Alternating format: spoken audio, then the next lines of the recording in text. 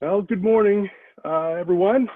This is this is Benjamin Neely, the Executive Director of the Berks History Center, and I'd like to welcome you all here to our second Saturday virtual edition here, our May program. I'm coming to you live from my house. A lot of our program's success is to be dependent on the strength of my Wi-Fi here, so I've ordered everybody in my family off of the Wi-Fi. In all seriousness, our staff is very excited to try this. This is our first attempt to do a program like this, and you know, being closed has been difficult for us because we love to share history, and we hope that you have gone on to our website where we have Berks History at Home. We also have a lot of information about our Berks History for Victory Victory Gardening program there. Also on our social media platforms, we're posting content all the time, and we hope that you're enjoying it. If you haven't seen it yet, please check it out. There's a lot of wonderful stuff being posted there. We're very grateful to have the opportunity to try Zoom. And Herbine and Company was very gracious. They stepped up when heard about our need and allowed us to borrow their account for this, and have been very helpful in showing us how to use it. We hope we do them proud today as we take this for a test drive.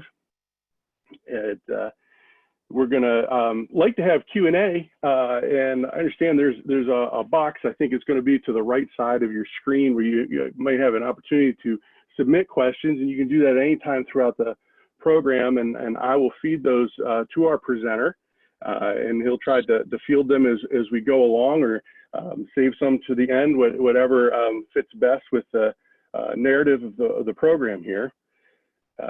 And it is awfully strange. I'm sitting here in my office, it almost feels like I'm talking to myself here. I don't have an audience to play off of, but that is not going to be a problem for today's presenter, because we have Paul Dresba, who's a radio man with 30+ years on the mic.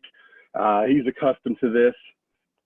And so, Paul, I'll turn it over to you here. Thank you very much for coming on and doing this with us, and taking this leap into the virtual world, and leading us a little bit here. Paul Dresba is here to talk about Carsonia Park, Midway of Memories. So, Paul, I'll turn it over to you, and you can just imagine there's uproarious applause from our audience here. That's great. Well, I'm really glad to hear that, and this is going to be fun. This is going to be something new for me too. I have very little experience with any of the meeting type things. I've tried a couple of them a few times, and I'm still trying to figure out how they work. So I guess I'll get right to it. What you're looking at right now, I hope, is a picture of the cover of my latest book on Carsonia Park, and it covers the entire history of the park, and that goes back to 1895. So I'm going to get started here, and we'll start off by looking at a scene of Reading, which was from about 1895. And up on the right-hand side, way up on the peak there, you can see the Neversink Mountain Hotel. On the left side, on the mountain, you can see, well, nothing really, because the pagoda probably wasn't there yet. And the bridge that you're looking at is the Second Penn Street Bridge. That was a steel bridge. And that was replaced by the first concrete bridge in the 19-teens. And right behind the bridge, you can see going across, horizontally, you can see the station. But in 1895, the way you got around in the city was just starting to change in the 1880s. In the early 1880s, this is what they looked like. This is what a trolley looked like. And they were pulled by horses till about 1888. And around that time, then the trolley system was electrified. And this is what a trolley looked like then. And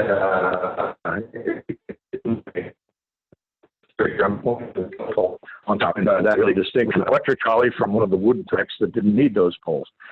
The guy who was in charge of the trolley company, most of the trolley companies at that time in the area, and eventually all of them, was John Rigg. And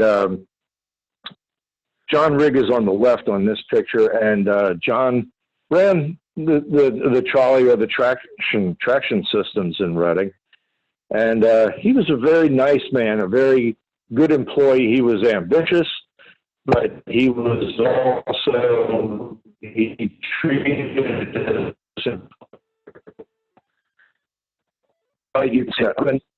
few facts. I don't want things from Carsonia, and I was thinking at the beginning of this show, maybe I'll hold up something, you know, some kind of artifact, but I really don't have any. This is one of the few things. It's a ribbon from the Strawberry Festival that Mr. Rigg used to put on every summer. And on that day, the traction employees would be welcome, and their families, to come down and enjoy the park all day for free. And this would be in addition, of course, to the regular folks who came down that day. And whatever proceeds were taken in that day were put into the Trolleyman's Association Fund to benefit them. And Mr. Rigg used to match that amount. So that was a big fundraiser for them. And he, you know, and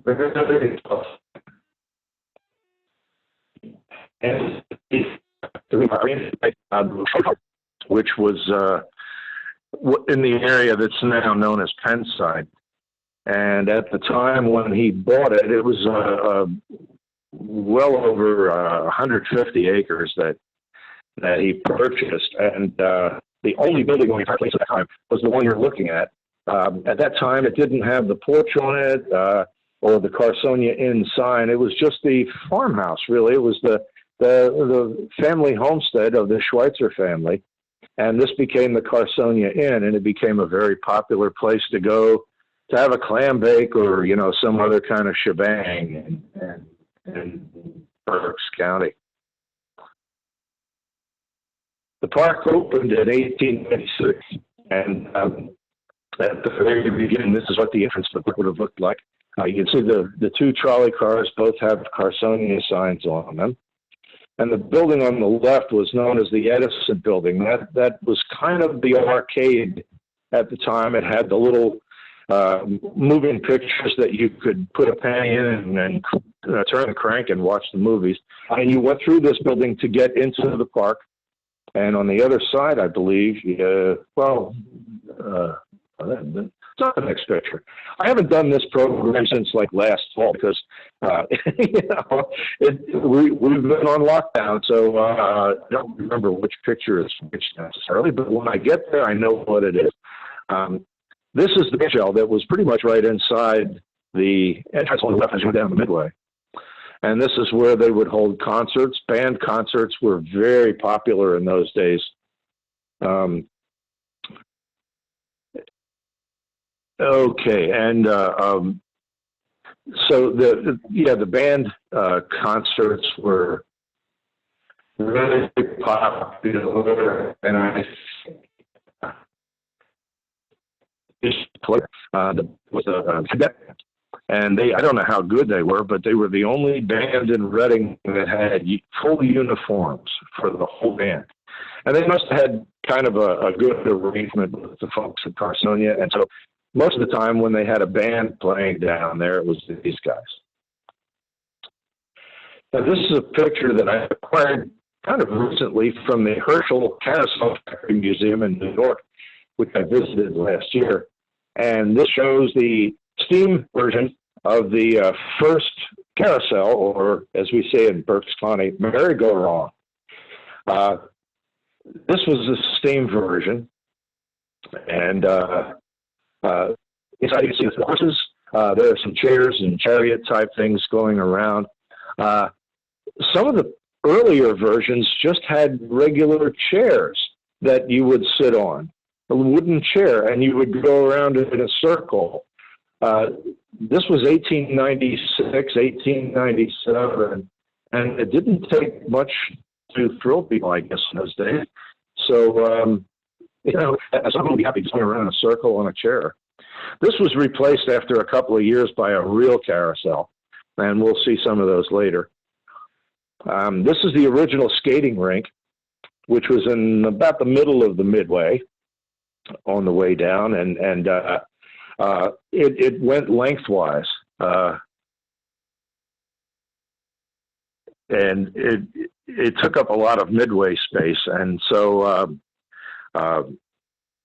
this was here till about the mid 1920s, and then it burned, and so they had to rebuild this place. This was one of the greatest skating rinks in the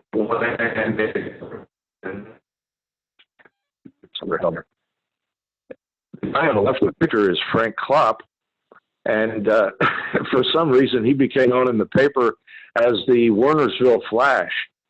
I talked with his dad not too many years ago, and his son Mo, and his son said, "I don't know why they came up with that Wernersville Flash thing. He wasn't even from Wernersville." But anyway, well, that's the newspaper, So he had a lot of other nicknames too. They used to call him Baby because he was short and he had kind of a baby face. The guy on the right was Jesse. To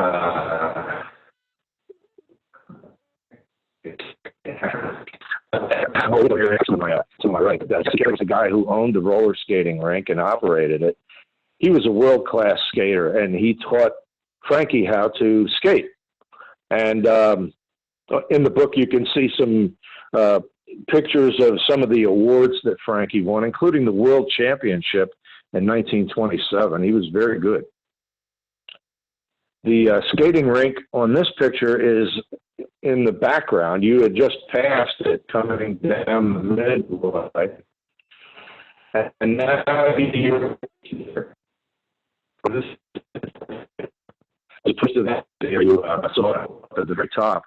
And for a nickel or a dime, you could get a seat in the theater and watch a little bit of opera, which in those days was more like vaudeville, or play. And most people had never seen that kind of thing. And so they used to come down to the park just to go to the theater or to go down to the lake. And frankly, in the early days of the park, there really wasn't much else going on. This shows one of the troops, the movie, the theater troops. I think there are 35 or 36 people on here. And this is from 1906. That was probably taken by my grandfather. And it shows him, it is a motley crew. And the theater steps are right behind them. This picture is from my wife's uncle Frank's collection. He used to work down there at Carsonia in the 30s, and this is the miniature version that ran in the starting in the 30s and 40s. Before that, it was a steam affair, which was kind of temperamental. You can see the roller coaster in the background on this one. Now, this is a picture of that same engine, which is now up at the Reading Society of Model Engineers in Temple. And it still runs. It was pulled out of the mud by those folks, they tell me, in the 1950s, in the early 50s, after the park closed. And they restored but it is used that's actually sort of at the controls, although I wouldn't have a clue what to do in there. Now, this is one of the 5, say, roller coasters that was at Carsonia over the years. It was not a real exciting thing. It didn't go way up or way down. It just kind of bloop, bloop, bloop, bloop. But it was there for about 5 years, and then people kind of got tired of it and moved on to some other thing. This is one of the things that they moved on to 1903. This is the new roller coaster, which eventually became known as the Jackrabbit. And this had much higher climbs and steeper drops. Now, in 1907, Pandora Park came along. Up until then, things had been pretty easy for the folks at Carsonia. They didn't have much competition. In 1907, the Pandora opened, and it opened with a splash. And it had a lot of things there that they did not have down at Carsonia. And so the folks at Carsonia really had to shape up and, start getting new product, new rides, things like that.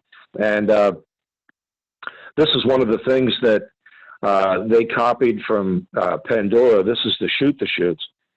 And the one at Pandora was up in the top part of it. Top half of it was up in the trees, so it didn't look as big as this one, but they were really about the same. And you'd come flying down here on one of those cars, and it would throw you into the lake, and you'd probably get at least a little bit wet.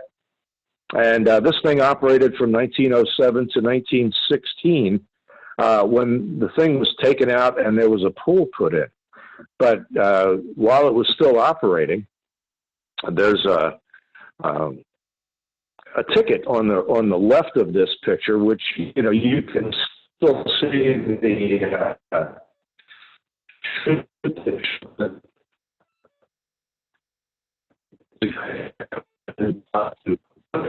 roller skates. They did this a whole week on there, and I found no record of him not surviving this, so he must have been really good on the roller skates. Dancing was always a big deal at Carsonia Park, and this is the first dance hall, and it wasn't really part of the park, which used to really kind of annoy the folks at Carsonia because they didn't make any money off of this place. This was a separate independent enterprise, and it was right at the entrance to Carsonia, right across the trolley tracks, and in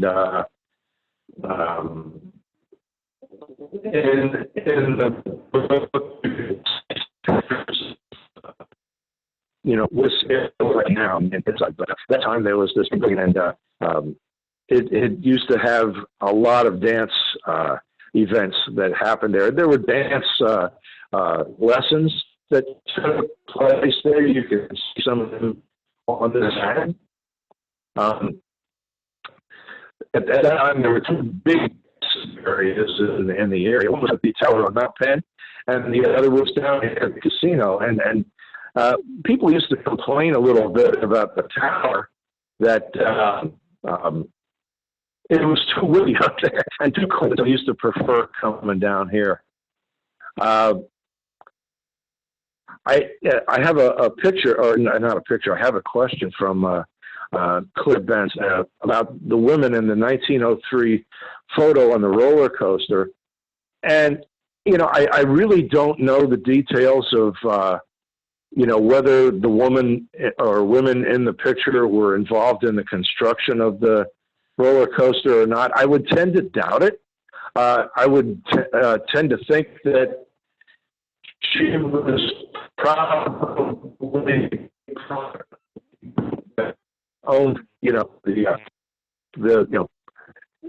person that built the roller coaster. But in those days, it would have been. I mean, it was unusual enough for women to own things in those days, and it would have been really unusual for a woman to be a builder. That would have been really strange. So, although I can't say for sure, I really doubt it. Anyway, back to the casino. Right behind the casino and up the street a little bit, right now there's a big apartment complex over on that side. On the left, you're going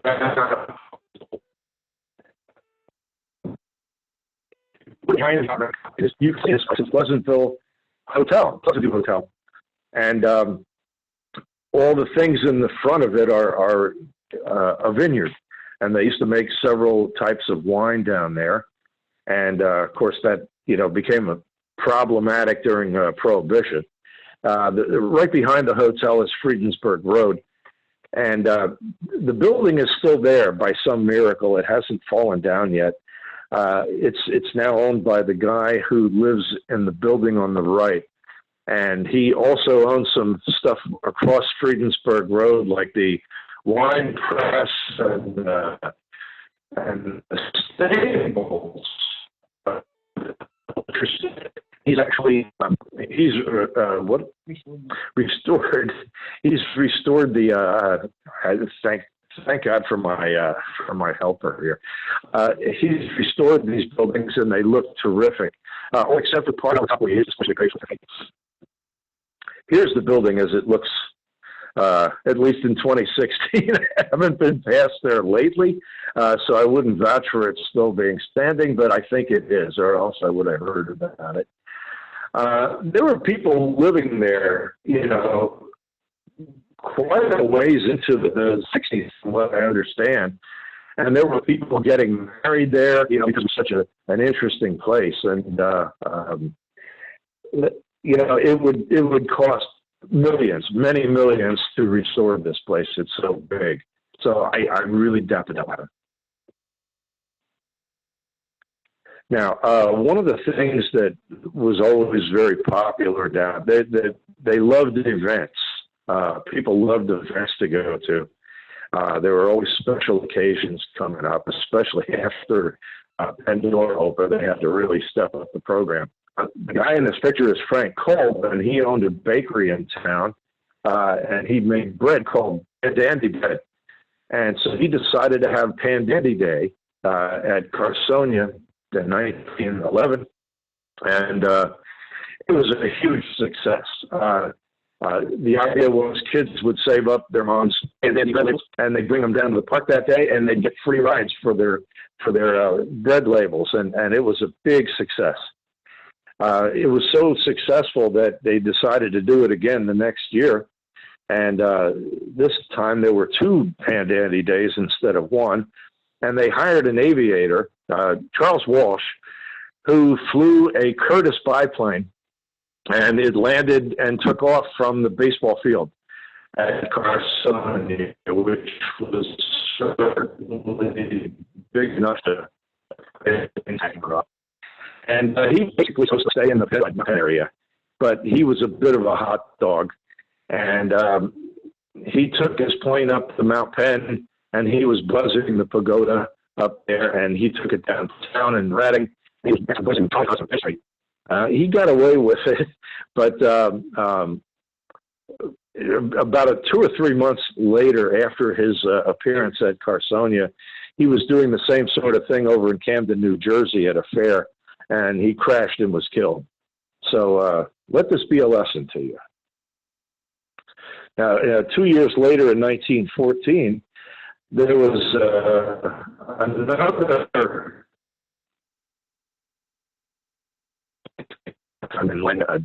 it was actually a Cook Brothers biplane. And those little white dots that you can see on the picture across here, those are all people. And it's just amazing how many thousand people came out here to see this. And most people in those days had never seen an airplane, especially one flying. And so, you know, they came out to see this, and the pilots, when they got finished with their ride, they were carried off the field and, you know, on people's shoulders. They were heroes. There's a really interesting story about a guy who went up to take pictures on there, but I can't get into that. It would take me, I think, to do everything that's only give you a little bit of a sampling in an hour. I mentioned that the shoot-the-shoots stopped or was torn down in 1916, and this is what it was replaced with. This was actually right on the corner of the lake, and this was the first swimming pool. Of course, the water in here was spring water, and as you know, spring water when it comes out of the ground is about 55 degrees. And so poor folks who are in the water on here, and that's about 55 degrees, the people that are standing up on the deck are just shivering. So it was a big novelty and very popular because there weren't any other pools around. I mean, if you wanted to go swimming in the area, you could go swimming in Tulpehocken Creek, which was usually pretty muddy, or else you could go in the river, which, I mean, there's a good chance you might drown down there. So the swimming pool, outings and picnics are also very popular at Carsonia. And this is one from 1948, Textile Machine Works. Some of you may have heard of that place. This shows some of the folks walking up the Midway. And when you get down to the bottom of the Midway, the sign says on the right is on the island, little island on the lake out there at that time. And that's where they had all the beer and the lunch and everything set up. And if you went to the left, that's where all the fun stuff was, up on the Midway, and all the ice cream and beer and stuff like that. This is another outing from a little bit before that, from 1929. And I got this picture from a classmate of mine at Exeter. I graduated from Exeter in '68. And she was a classmate of mine, and her father, I believe, is one of the kids down in here. He was only about 6 or 7 at the time. And I did the program at the library here, and she brought her father to the program. And I showed this picture and also a blow up on the picture, and he was really tickled. It really made his day, because he was just a little boy, and now he was probably in his 80s, and what a thrill. This is the ball field at Carsonia, and this was always very popular. Baseball was always really popular here. Nobody really cared much about football in those days. Baseball was really the pastime. And this was the when it was a little fancy. This used to have piano crates that were laying out on grass, and people used to sit on the piano crates because there were no bleachers, no seats. So this was a big improvement. But, Reading really did have its own professional baseball team. They were the Reading Keys, and they played down at Carsonia quite a bit, along with lots of other local teams. And this is an ad that ran in the early 30s to support the baseball team. There were little pictures of some of the players here, and some of the local businesses bought ads to be on, to be on here supporting the baseball team. And the thing that really caught my eye here was the one in the middle. It was taken out by 2 radio stations. At that time, we're both the same company. We were really the same, kind of the same stations, kind of like WRAW and WRFY are now. And we were both on the ABC network. One of us was the blue and the other was the red network. And it was a very friendly type of competition. It's early 30s, you go in the air in 1931. In the later 30s, this is the building that used to be the Carousel building at Carsonia, right near the top, near the entrance.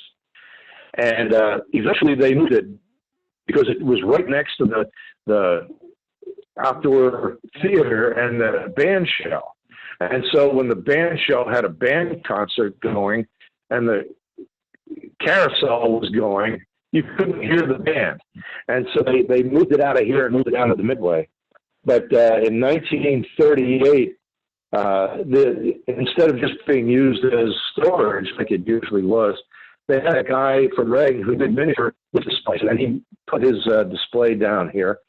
And this shows the actual display that he put in that building at Carsonia Park in 1938, just that 1 year. After that, he was supposed to go to the New York World's Fair, but that didn't work out. And he started looking for another location in Berks County, and he ended up in Charlottesville. And his brother-in-law suggested the name Roadside America.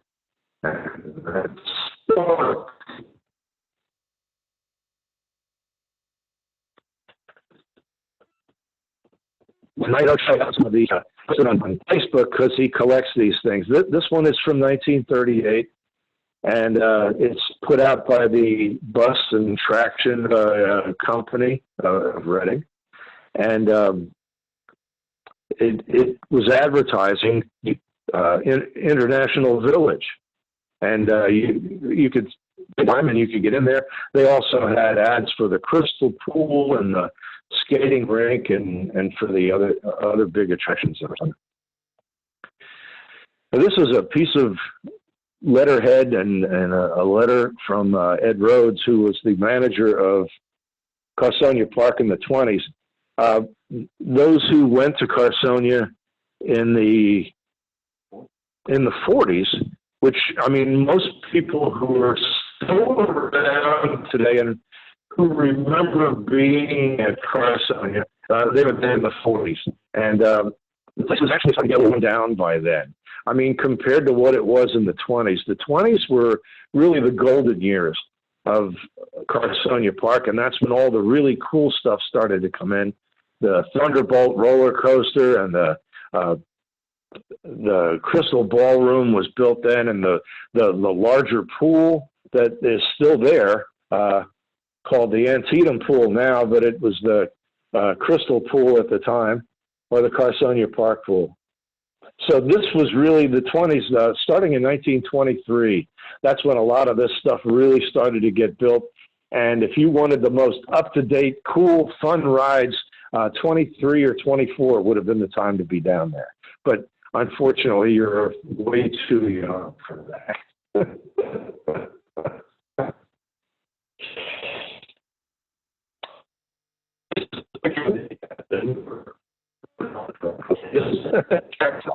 And I set it up down in the middle of the midway, which is where you would remember it if you went there when you were a kid.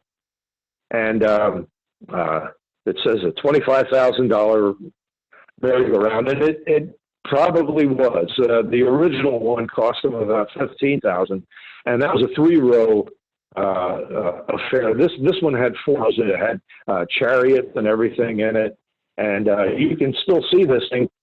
This is a picture of the same carousel lately, and this is still used at Dallas State, the Texas State Fair, Dallas. Only one of the horses is not original. They've all been restored. The organ that's inside that carousel down in Texas, though, is not the one that was in Carsonia. There's a really cool story in the book, which, again, I can't go into a lot of details, but it explains how the organ in there got from Carsonia Park down in 2 or 3 different places, finally ending up where it is today. I highly recommend that. This is the skating rink, and after it was rebuilt on the Midway, right behind the cop here is where the entrance was, and the roller skating rink now went this way. And all these concession sites down here. And right down here on this light spot, if you went back there between the buildings, that's where a very small version of the roller coaster was. It was the Whiz Bang. And a lot of people really either loved or hated that. In the meantime, though, the skating rink was beginning to get a little run down. The maintenance in the 40s was not what it used to be, and the roof started to leak a little bit. The floor got a little bit warped, and it wasn't quite as good as it used to be. Now, this is the original pool that replaced that one that I showed you earlier, And this, again, was built in 1923. And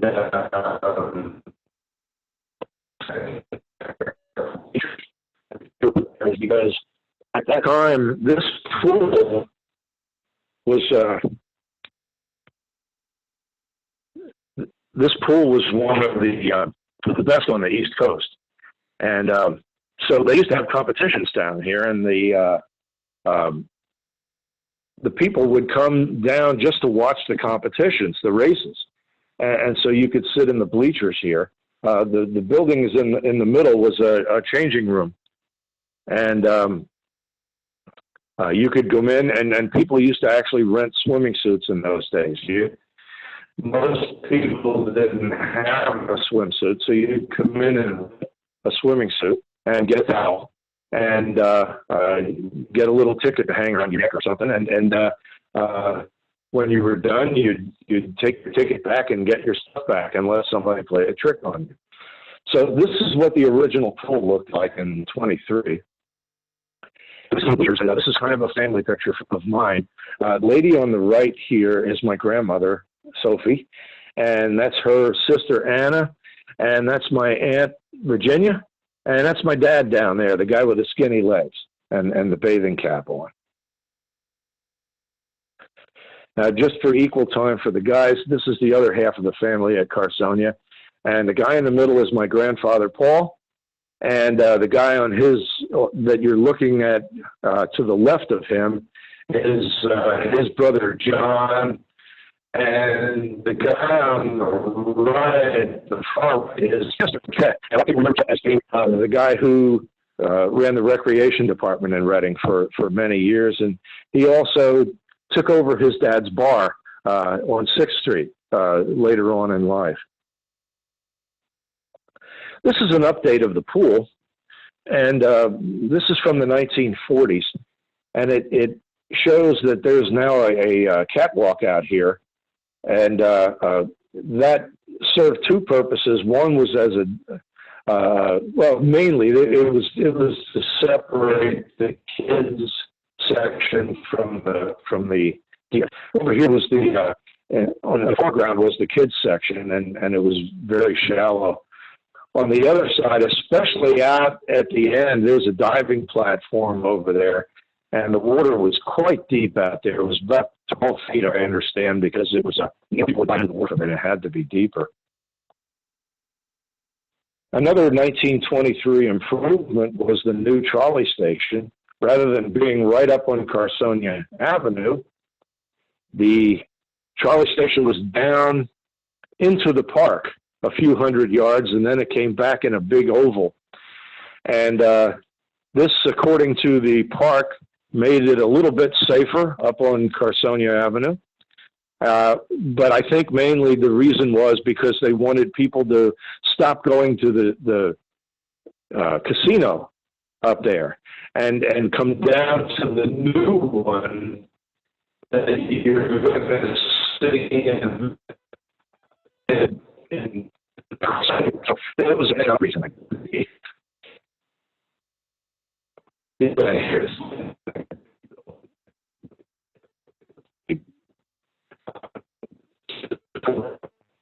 And you can see the roller coaster is on your home right. The bleachers are still at that point. So I a lot of including everything that are inside are still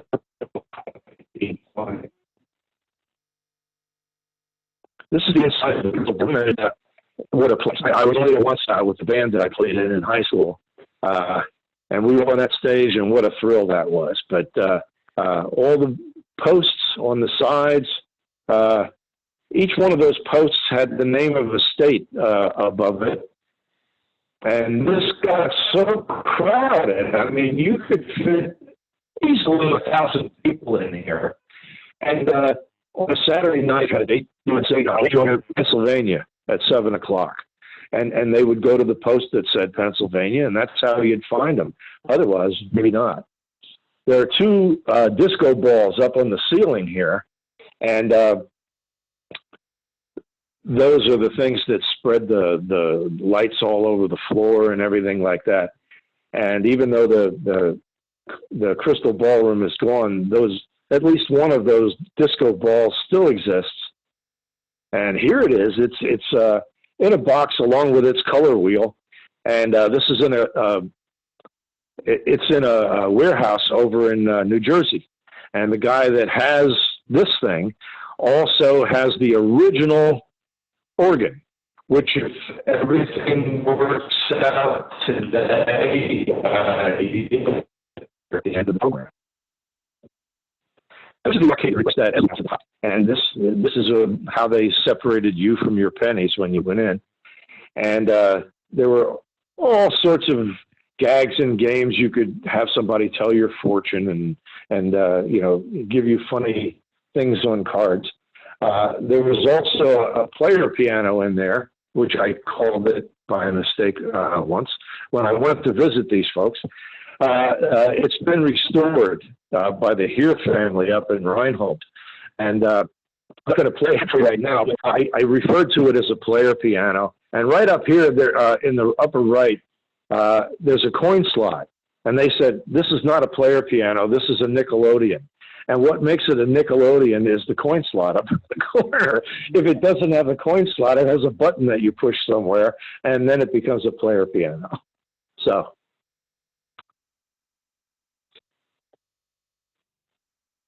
Now, this is a picture of one of the concession stands at Carsonia, and this is a photograph. And this is one that my wife kind of freaked out when I told her that I paid $45 for it. I never do that, but it might be the only one out there anywhere. But it just shows some of the stuff that they had for sale down there. This was the first concession stand that you ran into on the way down the Midway, and it was Mabel's Waffle stand, and her dad was Kotze, or not her dad, her husband was Kotze, and he's the one who ran most of the concessions on the Midway. Up at the top, this was one of the rides, the first rides that it was a fun house, and it was just called, it was called Noah's Ark most recently. And used to hang on there. Up on the top row, you would walk through there as part of the fun house, and the boards were, not real tight together, and you could see up through the boards. And so the boys used to hang out down here and look up through the boards some things never change, right? Now this down near the bottom of the Midway was the Jackrabbit, and in the 1920s this became it was rebuilt and reconfigured in the 1920s, and it became the Thunderbolt, but back in it was still the Jackrabbit. Here's the Thunderbolt, and this is a color slide which was shared with me by a young lady in one of my programs. And there's a ticket there with 15 cents. It appears to have been shut down when this picture was taken, which was kind of a common thing. But we'll see that in a minute. In 1928, there was a movie made at Carsonia Park. It was an episode of Our Gang. Hal Roach sent people out to all over the country to gather up kids who, he was looking for some new talent. And so the kids would be interviewed. They would be auditioned for 2 weeks. And then they would make a movie in each of these 25 cities. And one of the 25 cities was Reading. And the movie was made here in Reading in July and August of 1928. And it actually played in the Lowe's Colonial for about 2 weeks.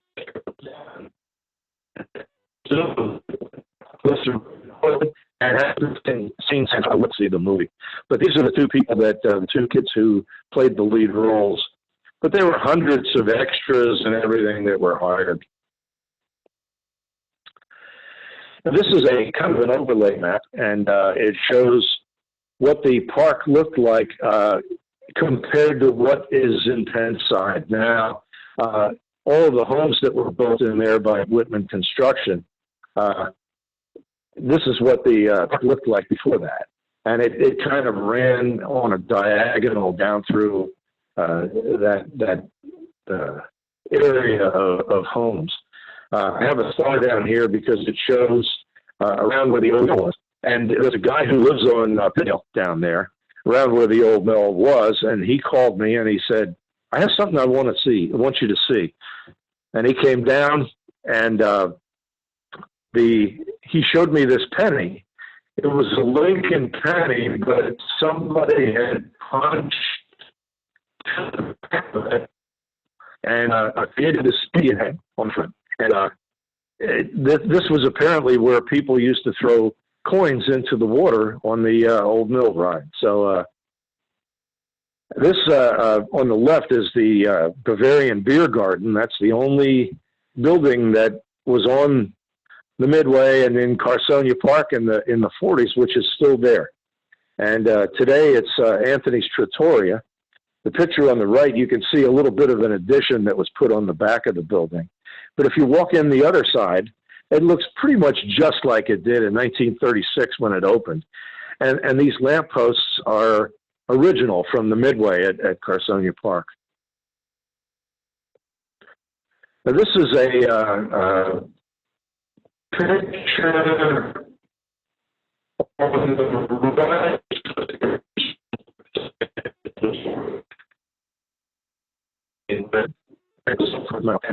And the one on the left, it's the park at the newer Carsonia Inn, which is on Carsonia Avenue. Through a couple of name changes over the years, like Carsonia, and now it's Klinger's on Carsonia. And the bar and everything in the back of room of it is the original from when it was put on Carsonia Avenue in the 30s, I believe.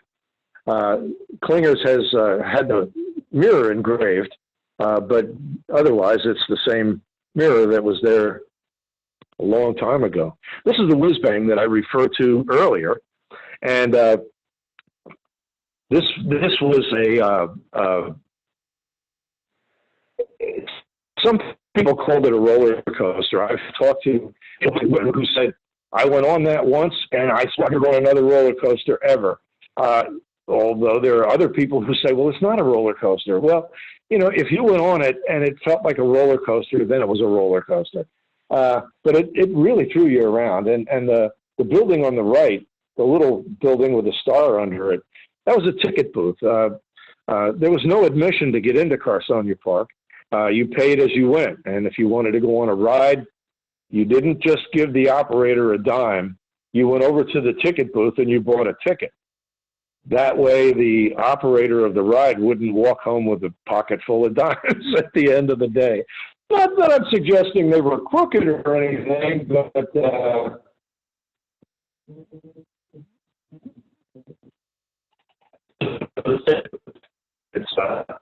it's backyard in this area. This is a picture of the Cuddle Up, and this is an old picture from probably the late 20s, which shows a big Ferris wheel in the background, which was only there for about 6 years. Carsonia had little Ferris wheels that came in for festivals and stuff like that from time to time. But the only permanent, so-called permanent Ferris wheel was there from about 1925 to 30, and that's it. Here's some other rides from the general area down there, the Stratus ship. That's a 40s ride.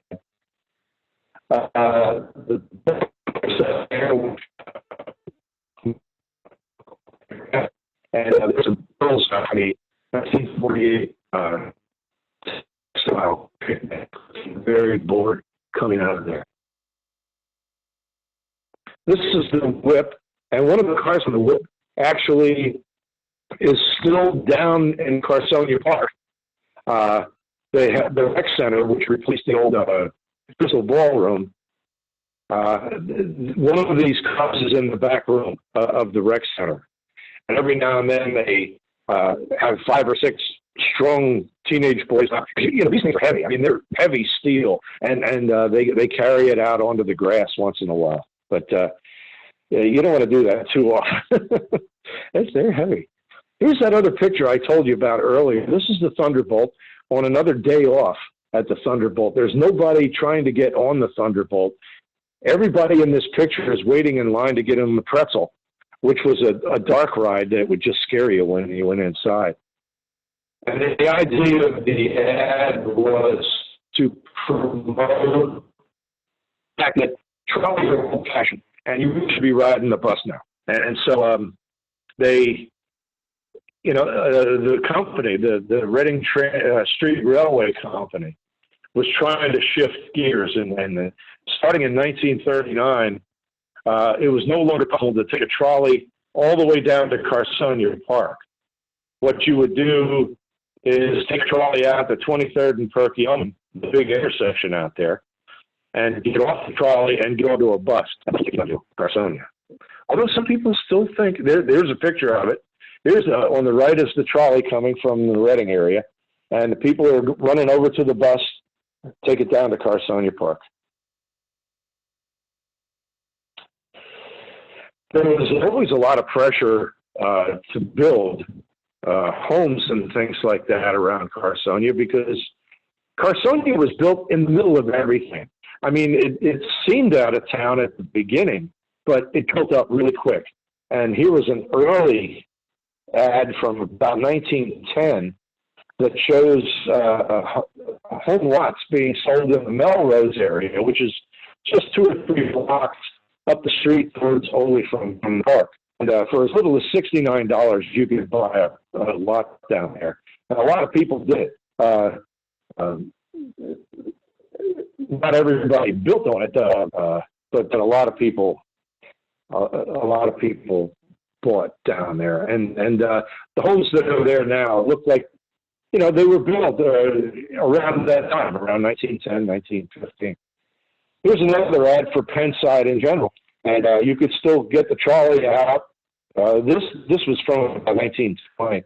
And you could still get the trolley out from Reading for a nickel. And you'd be out there where taxes were low and the air was pure and all that nonsense. Well, the pressure kept building and building, and it got to the point, and the war really had it took its toll on Carsonia Park, and so by 1950, the property became more valuable to developers than it was as a amusement park. After the war, when the war ended, you know, people didn't want to go to an amusement park for thrills anymore. They had enough thrills in Europe. They just wanted to get married and buy a house someplace and settle down. And so, you know, Carsonia Park just went by the wayside. The difference was Dorney Park in Allentown went through the same war that we did, but it was out in the middle of nowhere. And it was the same kind of pressures that Carsonia was. I said there's a person who's watching, and they said, I was in the Miss Tot pageant, right? The Crystal Ballroom burned down. Wow, that's creepy. I know what was happening the night it burned down. I was there about a month before, 2 months before that, and a band that I was in high school, which was called the Globe Theater, not that anybody would remember. We were in a battle of the bands there, and I think it was June. And, you know, we played in the ballroom and everything else, and then 2 months later, I heard from a friend of mine that the ballroom burned down. It was really sad. So there was a Miss Tot pageant. But, you know, there were all